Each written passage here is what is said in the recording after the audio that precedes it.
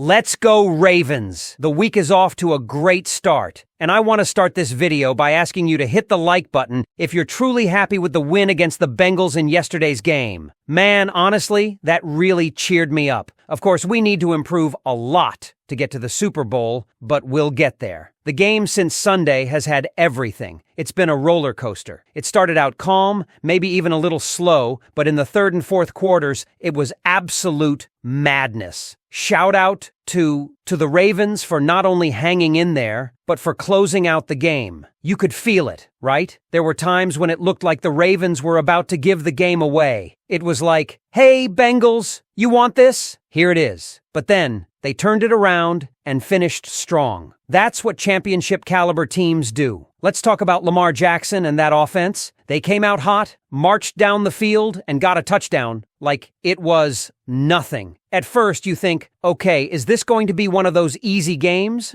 But you know it's never that simple with the Ravens. They started to cool off after that, and before we knew it, the Bengals weren't just coming back. They took the lead and extended it. It was a 10-point game at one point, and we were all like, uh-oh, here we go again. But that's when Lamar and the offense decided to wake up. And when they did, man, they didn't look back. It was impressive to see them keep pushing, even though they took a little nap toward the end. I'm not gonna lie, Lamar looked like he was going through it there for a second. But they kept scoring and kept fighting, and that's what you want to see. Usually, we're talking about the Ravens' defense bailing out the offense. But today, nah, the offense was the star of the show, while the defense was the one looking lifeless. We'll get to that in a bit, but first, let's appreciate what this offense did. Lamar Jackson was on fire, and it wasn't just him. The whole offense contributed. Derrik Henry, man. The Bengals thought they had him locked up most of the game, and to be fair, they did for a while. Before his monster 51-yard run, he had just 41 yards on 14 carries. The Bengals were making sure he wasn't going to be the guy to run all over them. But Derrik Henry was like, oh, you think I'm done? Watch this. That huge run came at the perfect time and was a game changer. That's why you bring in a guy like Henry to close out games when you need it the most. And let's not forget, it wasn't just Henry and Lamar out there doing their thing. The wide receivers, Rashad Bateman and Zay Flowers, were making plays. Zay had 7 catches for 111 yards, and Bateman added 4 catches for 58 yards and a touchdown. Those are the kinds of contributions you need from everyone.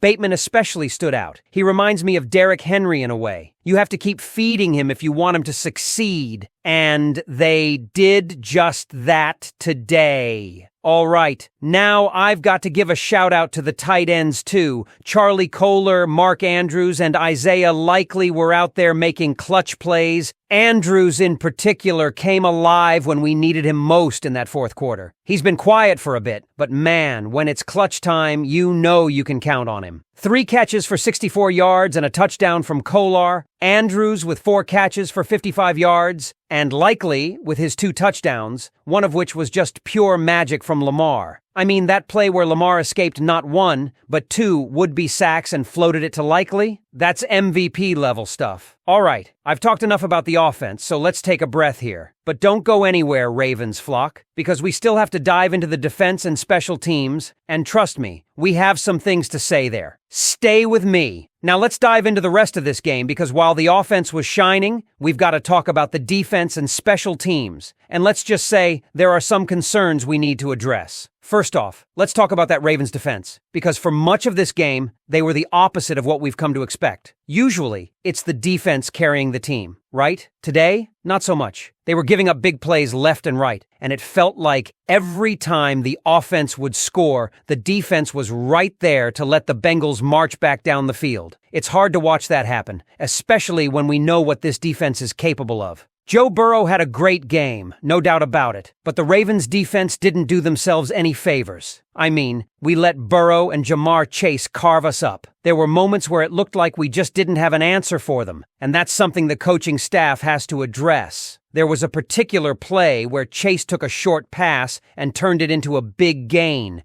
and it just felt like a backbreaker. The secondary, led by Marlon Humphrey and Brandon Stevens, was out there fighting, but they need more help. And let's talk about the pass rush. It was hot and cold all game. Yeah, we got 3 sacks, with Kyle Hamilton and Odafe Owe getting in on the action, but it wasn't consistent enough. Joe Burrow had way too much time on certain plays, and that's something we've got to clean up. And then there's the special teams. Man, I've got to admit, I was nervous when Justin Tucker lined up for that 53-yard field goal in the fourth quarter. He hasn't been automatic from long range this year, and we've seen him miss a few that he usually nails. But today, he came through when we needed him most, and that's the Justin Tucker we know and love. Still, it's something to keep an eye on because we're not used to seeing him struggle like this. But what about that safety? Special teams almost cost us big time when Tylan Wallace let that ball bounce inside the 5-yard line. That's not the kind of decision-making we're used to seeing from this unit, and it's something that needs to be addressed. We used to have one of the best special teams units in the league, and now we're seeing some cracks. All in all, though, the Ravens pulled it off. They've got to feel good about this win, but there's work to do, especially on defense. Giving up 38 points isn't going to cut it, even against a team as talented as the Bengals. We've got to get better at making adjustments, and we need to tighten up the pass coverage and pass rush if we want to compete at the highest level. So, Ravens flock, what do you think? How do you feel about the offense stepping up while the defense had an off day? And what about the special teams? Are you worried about Justin Tucker's inconsistency from long range? Let me know your thoughts down in the comments. And if you haven't already, make sure you hit that subscribe button and turn on notifications so you don't miss any of the post-game breakdowns. Thanks for sticking with me through this one. Let's keep the conversation going. The rumors swirling around the potential trade of Davante Adams to the Baltimore Ravens have certainly sparked excitement among the fan base this week. From the start, we've heard that the Ravens aren't typically the type of team to make such a bold move, primarily because acquiring someone like Adams would come with a hefty price tag. Historically, that's not the Ravens' style, but as the week began,